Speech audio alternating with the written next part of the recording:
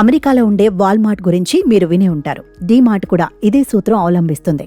మార్కెట్లోకి చొచ్చుకొని పోవటం, ప్రతిరోజు కొత్త కస్టమర్స్ ను వచ్చేలాగా చేయటం, ప్రతిరోజు అందరికన్నా తక్కువ ధరలో ఉంచటం, జనాభా బాగా ఉన్న ఏరియాలో స్టోర్స్ పెట్టడం, ఇవన్నీ భారతదేశ రిటైల్ రంగంలో డీమార్ట్కి ఇప్పట్లో తిరుగులేదని చెప్పాలి. సరళంగా చెప్పాలంటే ఇది దేశంలోనే అతిపెద్ద కిరాణా దుకాణం. ఇది అనేక నగరాల్లో ఉంది. చౌక వస్తువులకు డీమార్ట్ భారతదేశం అంతటా అమ్ముతూ ఫేమస్ అవుతుంది. నేడు దేశంలోని అనేక మధ్యతరగతి కుటుంబాలు తమ నెలవారీ రేషన్ను డీమార్ట్ నుంచి కొనుగోలు చేస్తున్నాయి. ఇది మాత్రమే కాదు, కొంతమంది డీమార్ట్ నుండి వంట సామాను కూడా కొనుగోలు చేస్తారు. నేటి ఆన్లైన్ యుగంలో డీమార్ట్ అనేక పెద్ద ఈ-కామర్స్ ప్లాట్ఫామ్లతో పోటీ పడుతోంది. డీమార్ట్ పేరిట దేశవ్యాప్తంగా రిటైల్ వ్యాపారం నిర్వహిస్తున్న అవెన్యూ సూపర్ మార్ట్స్ లిమిటెడ్ షేర్లు నేడు ట్రేడింగ్ సెషన్లో రాణించాయి.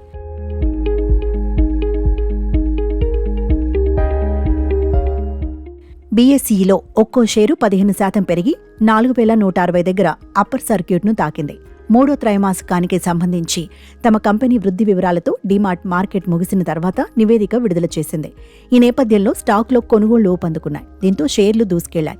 డీమార్ట్ లాంటి వాటికి సొంత ప్రాసెసింగ్ యూనిట్లున్నాయి. రవ్వ, పిండి, మైదా వంటివి అన్నీ వారి స్టోర్లకు సొంతంగా తయారు చేసి ఇక్కడి నుండే సరఫరా చేస్తారు.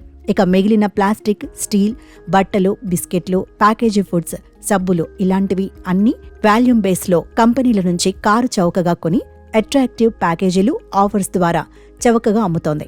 స్లో మూవింగ్ వస్తువులు చౌకగా కొని వాటిని తెలివిగా 4 కొంటే 2 ఉచితం అని మనకి అమ్ముతారు.